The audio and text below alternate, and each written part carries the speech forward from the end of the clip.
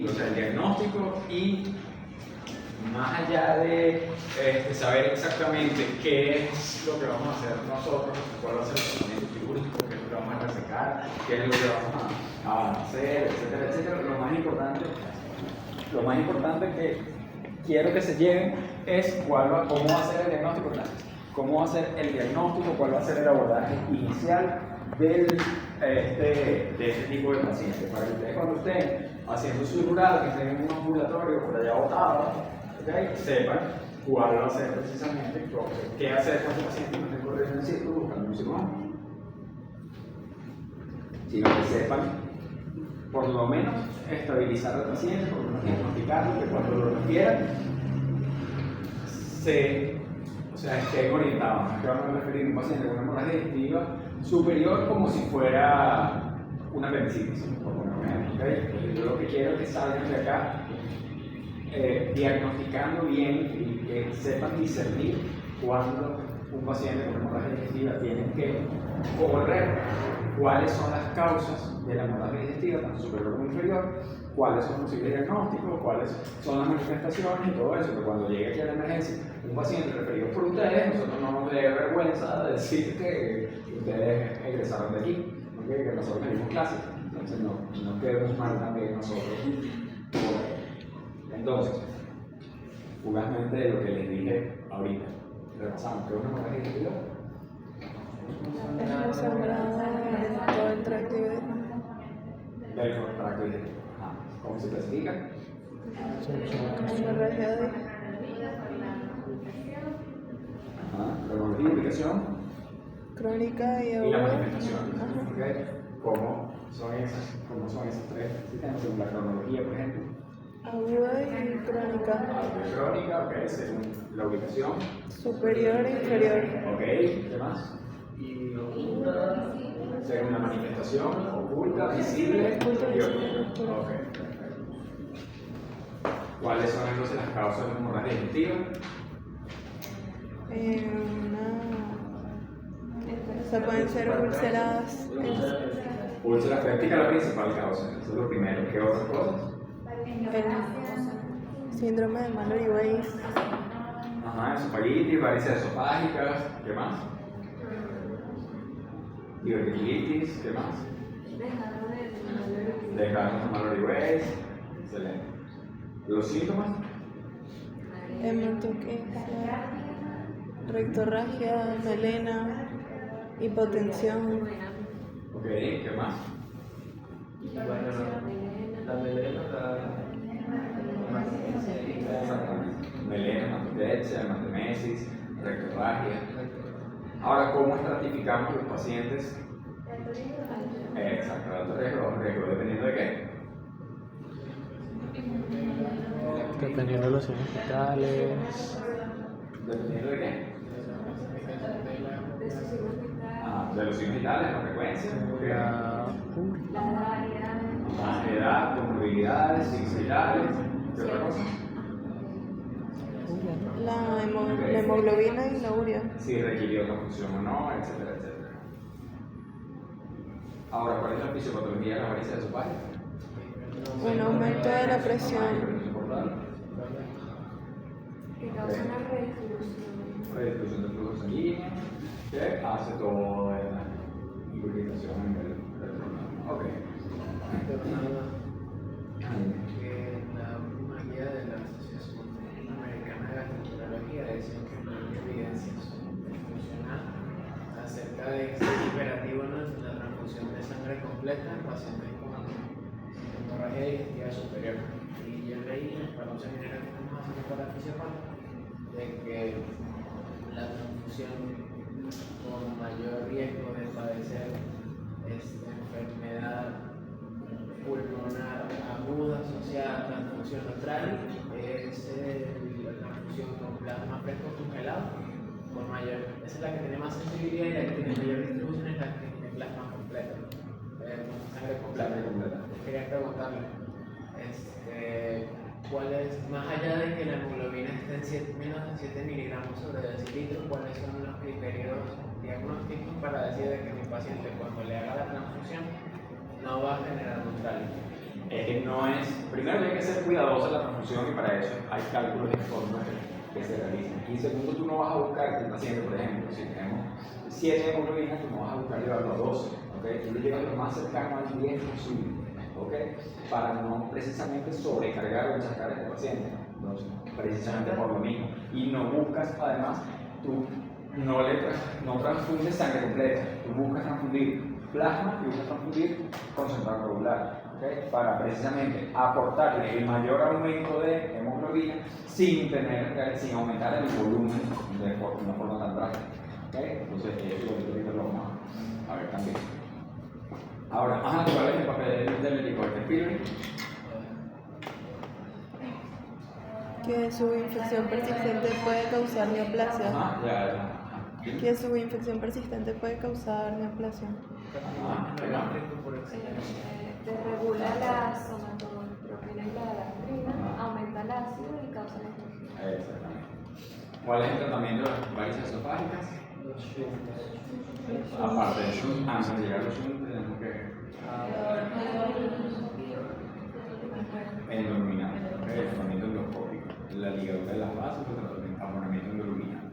¿Cuáles son los principales factores de riesgo para la hemorragia digestiva?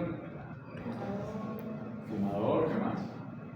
Consumo de AINE es Consumo de AINE, forma crónica, antecedentes familiares, dietas ricas en grasa, ¿okay?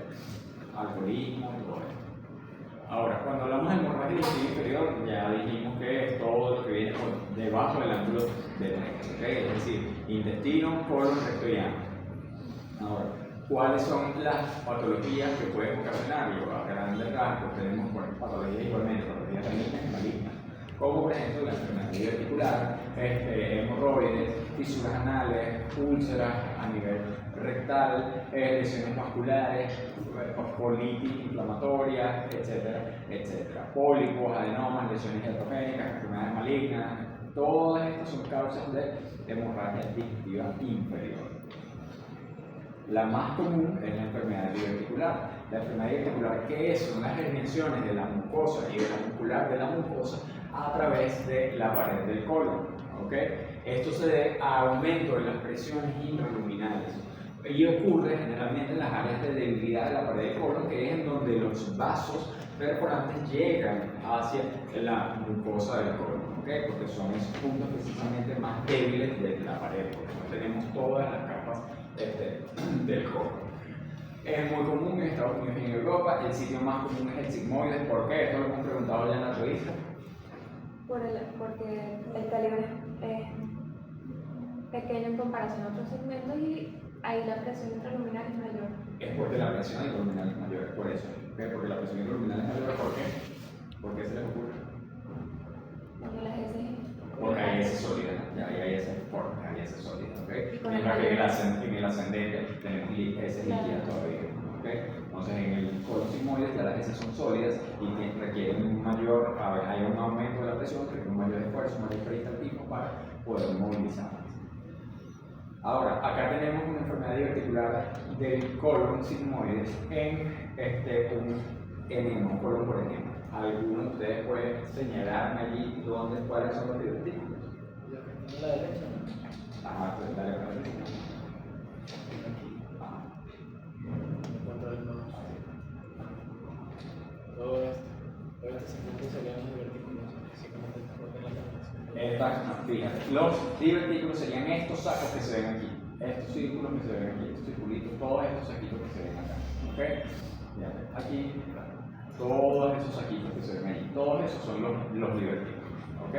Que son precisamente, fíjense que se ven las bolsas como unas bolsitas, como unos saquitos que se ven allí a través del colon, de la pared del colon. ¿Cuáles pueden ser las complicaciones de la enfermedad diverticular? Pueden ser de varios tipos, pueden ser inflamatorias, que tengamos una diverticulitis aguda, puede ser hemorrágica, ¿okay? Una hemorragia digestiva por algún divertículo, pueden ser obstructivas, que haya obstrucción intestinal producto de la enfermedad diverticular, pueden perforarse, puede hacer una fístula, ¿okay? Pueden tener básicamente estos 5 tipos de complicaciones. Ahora, aunque no es el tema de hoy, vamos a ver lo que es la diverticulitis aguda según una escala de Hinchey modificada. Esta es la diverticulitis aguda, ya como les mencioné, es una complicación inflamatoria de la enfermedad diverticular. Tenemos que ella va desde grado 0, la escala de Hinchey va desde grado 0 a 4, siendo 0 una diverticulitis clínicamente moderada donde el tratamiento es conservador. La 1, que se divide en 1A y 1B, la 1A es inflamación pericolónica sin absceso, es local, ¿okay? Es una inflamación limitada y el tratamiento es conservador. 1B es una inflamación pericólica limitada con absceso y dependiendo del absceso, del tamaño del absceso, es que se realiza, es que se elige el tratamiento, se realiza el abordaje, bien sea un abordaje conservador, si es pequeño, allí dice menos de 2 centímetros, pero generalmente es menor de 5, se hace un tratamiento conservador, o mayor de 5 centímetros si se realiza drenaje percutáneo.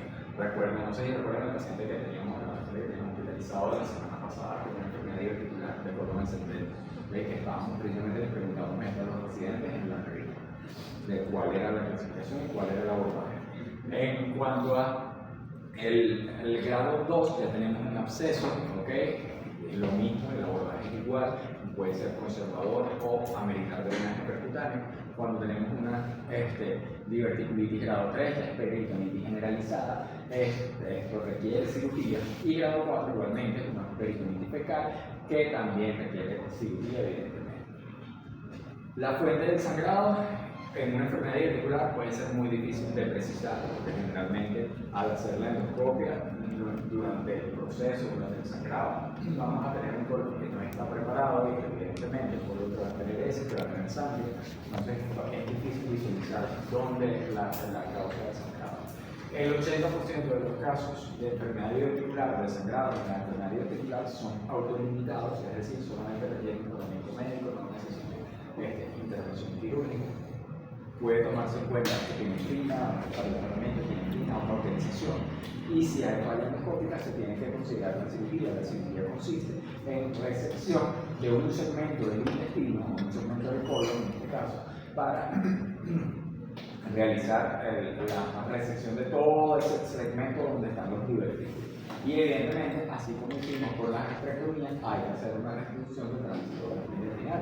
Es decir, hay que hacer una anastomosis o garantizar la continuidad del tracto digestivo. Por ejemplo, si tenemos una enfermedad diverticular en colon sigmoide, que hacemos una sigmoidectomía, se hace una coloproctoanastomosis, se hace una anastomosis entre el colon descendente y el recto, ¿okay? Una coloproctoanastomosis. Dependiendo del segmento en el que se realice o del segmento que se resete, es que se realiza la anastomosis, ¿okay?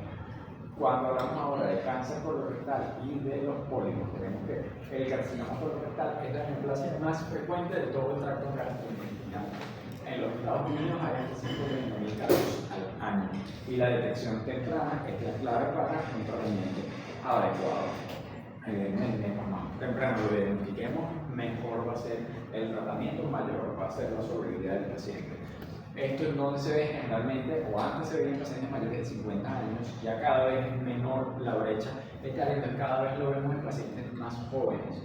¿Por qué? Porque son pacientes que tienen un estilo de vida distinto, pacientes que tienen consumo de alimentos ultraprocesados, de alimentos ricos en grasas, de alimentos que o tienen antecedentes como por ejemplo tabáquico, etcétera, etcétera, que son factores de riesgo modificables que han hecho que la incidencia sea cada vez más temprana. Mientras más temprano aparece el cáncer, mayor es la agresividad y más rápido es el tratamiento. Evidentemente, el pronóstico puede ser peor. En cuanto a los antecedentes familiares, solamente involucran el 20% de los casos. El resto de la aparición de cáncer colorectal tiene que ver más bien con el estilo de vida modificado, factores de riesgo del estilo de vida, factores de riesgo modificables. También tenemos un factor más importante que es la enfermedad inflamatoria intestinal y otros riesgos como los que les mencioné.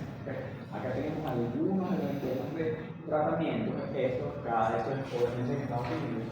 Cada país tiene ya su epidemiología, tiene evidentemente su sus esquemas. Acá no solamente se empieza a hacer el screening, no se debe empezar el screening desde los 50 años, sino como les dije, a partir ya de los 35 años deberíamos comenzar a hacer los hoteles inferiores cada cierto tiempo para precisamente hacer un screening y hacer un abordaje más adecuado del paciente. Aquí hay guías ya de la Sociedad Venezolana de Oncología y de gastrointestinal, de gastroenterología. En cuanto a la enfermedad inflamatoria intestinal, tenemos que son dos entes, básicamente, que son la rectocolitis ulcerativa y la enfermedad de Crohn. Son patologías inmunes que tienen un factor genético muy importante y que se parecen mucho en su presentación, pero dependiendo de la severidad de la patología y del grado de la respuesta inmune, es que vamos a hacer el abordaje de esto. Generalmente el tratamiento farmacológico busca es regular la respuesta inmune. Es muy importante que nosotros sepamos distinguir entre lo que es la enfermedad de Crohn y la rectocolitis ulcerativa, porque esto es lo que nos va a permitir nosotros tener ciertas consideraciones a la hora de adquirir un tratamiento, por ejemplo, un tratamiento quirúrgico. ¿Por qué? Porque fíjense que nosotros tenemos, aunque son muy similares, son dos entes aparte. Tenemos, por ejemplo, la colitis ulcerativa, la rectocolitis ulcerativa solamente afecta el colon y se forma o aparece como una afección de un segmento, ¿okay? Una afección lineal de un segmento, mientras que en la enfermedad de Crohn podemos tener afección de cualquier parte del tracto gastrointestinal y vamos a tener parches, ¿okay? Va a ser aparición por segmentos, por partes. No va a ser, por ejemplo, como en la rectocolitis ulcerativa, que vamos a tener afección del colon, colon izquierdo o colon sigmoide, y va a ser todo continuo, sino que acá en la enfermedad de Crohn podemos tener parches sanos con otros segmentos intercalados, segmentos afectados, ¿okay? Y puede afectar desde la boca hasta el ano, cualquier parte del tracto digestivo. Entonces, si nosotros tenemos, por ejemplo, una colitis ulcerativa que es complicada, en la que tenemos que ir a quirófano, nosotros sabemos que en la rectocolitis podemos hacer una resección del segmento, por ejemplo, podemos hacer una microlectomía izquierda, pero en una enfermedad de Crohn, ¿cómo hacemos? En una enfermedad de Crohn, nosotros no podemos hacer una resección de todo el tracto gastrointestinal. Entonces, hay que estar conscientes de que en estos pacientes podemos tener aparición nuevamente de la enfermedad en cualquier parte del tracto digestivo. Mientras que, por ejemplo, en la colitis ulcerativa, nosotros hacemos resección del colon, ¿okay? Hacemos una colectomía total, por ejemplo, y no vamos a volver a tener manifestaciones. Pero en la enfermedad de Crohn sí puede estar cualquier segmento, puede estar afectado. Por eso es tan importante. En cuanto a la enfermedad hemorroidal, tenemos que las hemorroides son aquellos contingentes del tejido submucoso formados por venas, arterias y músculo liso del canal anal. Su tratamiento va a ser ligadura de las hemorroides, del plexo hemorroidal, va a ser escleroterapia, va a ser hemorroidectomía, trombectomía en el caso de que sea una hemorroide trombosada y realizar evidentemente cambios alimentarios. Aquí tenemos lo que es el plexo rectal, el plexo hemorroidal. Tenemos el interno, ¿okay? Que es donde van a aparecer las hemorroides internas, y el externo, que es donde aparecen las hemorroides externas. Es importante diferenciar esto por la manifestación, porque si nosotros tenemos, por ejemplo, unas hemorroides externas, las vamos a ver sobre el esfínter, mientras que las internas no las vamos a ver acá en el esfínter, sino que van a ser protrusiones a través del recto, ¿okay? Del esfínter renal. No lo vamos a ver en el anodermo. Entonces, además también tenemos que todo lo que esté por encima de la línea dentada suele no tener manifestaciones dolorosas, mientras que todo lo que esté por debajo son muy dolorosas. Entonces, las hemorroides externas suelen tener mayor dolor porque precisamente están por debajo de la línea dentada, están en el anodermo, y el anodermo está muy inervado y suele producir dolor, mientras que las manifestaciones de las internas suelen ser más bien protrusiones, tenesmo rectal y todo esto. En cuanto a las fisuras, tenemos que la fisura es una laceración, ¿okay? Del anodermo, ¿okay? O de la mucosa anal, que va a producir un espasmo del esfínter. Este espasmo del esfínter va a producir evidentemente más dolor, va a producir exacerbación del dolor, y esto va a producir disminución del flujo sanguíneo. Al disminuir el flujo sanguíneo hace que la laceración se extienda y sea más grande. Entonces todo esto es un círculo vicioso que está conformando la fisiopatología de una fisura anal. Tengo la laceración me produce espasmo del esfínter, el espasmo del esfínter me produce dolor, y él me produce disminución del flujo sanguíneo y hace que aumente, además de la laceración, aumente de tamaño y se perturbe. Entonces, el tratamiento de la fisura anal es seccionar o cortar todo este círculo, todos estos pasos, ¿okay? Ya sea en uno o varios círculos. Se basa en romper ese círculo. ¿Cómo lo vamos a romper? Bueno, primero con analgesia local, ablandadores de heces para que las heces sean más blandas, más líquidas y no produzcan más laceraciones al pasar a través del esfínter, que recuerden que el esfínter está contraído, está ahí porque hay un espasmo. Además de que se tienen que hacer cambios en las dietas, hay que tomar tener una dieta rica en fibra, tomar abundantes líquidos, etcétera, etcétera, etcétera. En caso de que las fisuras sean crónicas, o sean muy repetidas, o sean muy extensas, o aquellas que no responden al tratamiento médico, entonces allí se considera la realización de una cirugía. Ahora, ¿cuáles son los otros métodos diagnósticos que nosotros tenemos en los casos de hemorragia digestiva, tanto superior como inferior? Ya cerrando, ya para finalizar. Aparte del endoscopio, porque no todo eso es en el endoscopio, tenemos lo que es la cápsula endoscópica, que es un procedimiento en el que el paciente ingiere una cápsula que va a recorrer todo el tracto digestivo y va a enviar señales al receptor para precisamente monitorizar.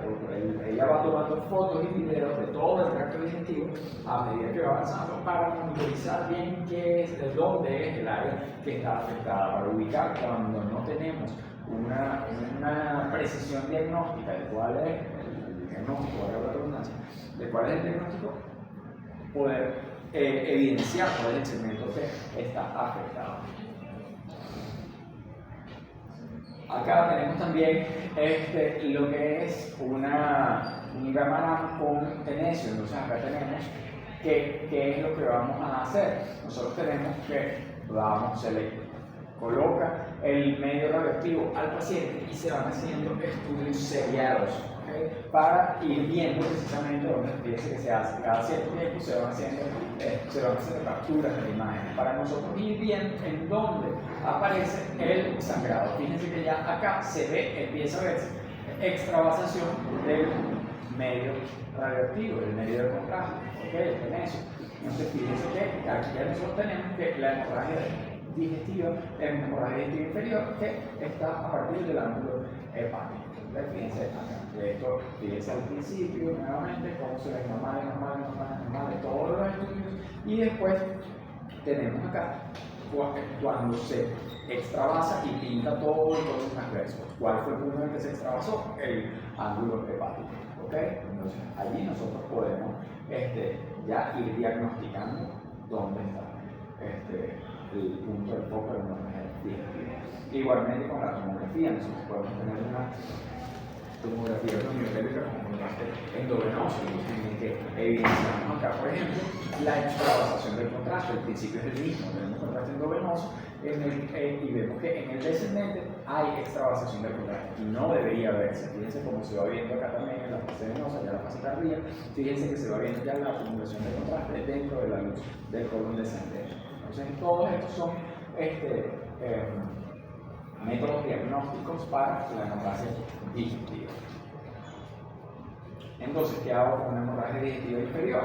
Lo mismo, ¿okay? Primero interrogamos al paciente cuándo comenzó el sangrado, este es el primer episodio, cuáles han sido las manifestaciones, tiene endoscopias recientes, cuál es el examen físico, cómo está, si el paciente tiene taquicardia, tiene hipotensión, tiene algún otro síntoma de bajo gasto, tiene algún otro síntoma de bajo gasto, etcétera, etcétera, etcétera, cómo están, cuáles son las comorbilidades, cómo están los exámenes de laboratorio, cuál es la causa, el paciente toma algún medicamento, toma anticoagulantes, toma antiagregantes, toma analgésicos, antiinflamatorios no esteroideos. Todo esto tenemos que interrogarlo y tenemos que ver si el paciente está hemodinámicamente estable o inestable. Evidentemente hay que hacer rescate hídrico, como al igual que tenemos la digestiva superior. Todos estos pacientes tienen que tener por lo menos 2 vías periféricas, si no se puede cateterizar una vía central, hay que cateterizar 2 vías periféricas a este paciente y hacer un rescate hídrico adecuado para mantener la función de los genitales en los límites normales.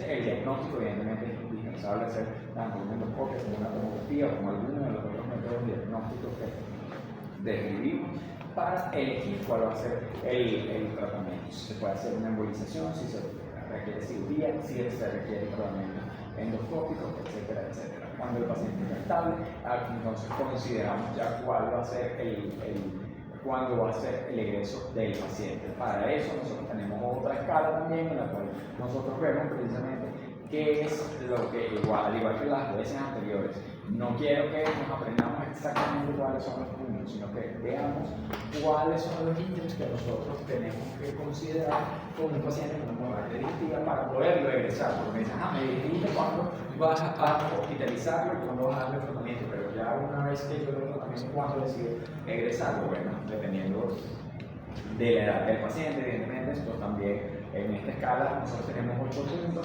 y así tenemos, a medida que vamos avanzando, es un criterio para no egresar al paciente. Entonces, si tenemos un paciente joven, evidentemente va a ser una recuperación más rápida. Si tenemos un paciente que ha tenido hospitalizaciones anteriores, también es un paciente con el que hay que tener más cuidado porque no es la primera vez que está hospitalizado. Si vemos que el tracto rectal no hay sangre, es un paciente que podemos inferir que ya mejoró el sangrado. Si tenemos los signos vitales dentro de límites normales, la frecuencia cardíaca, la tensión arterial la tenemos normal, son pacientes que ya podemos considerar entonces ir egresando. Pacientes que no tengan manifestaciones clínicas de sangrado activo, que ya no hayan requerido ya transfusión durante las últimas 24 horas, que la frecuencia cardíaca esté bien, que la tensión esté bien, pacientes que no tienen cambios ortostáticos, son pacientes que ya nosotros podemos considerar para egresar. ¿Ok? Entonces, esto fue toda la clase con la digestiva.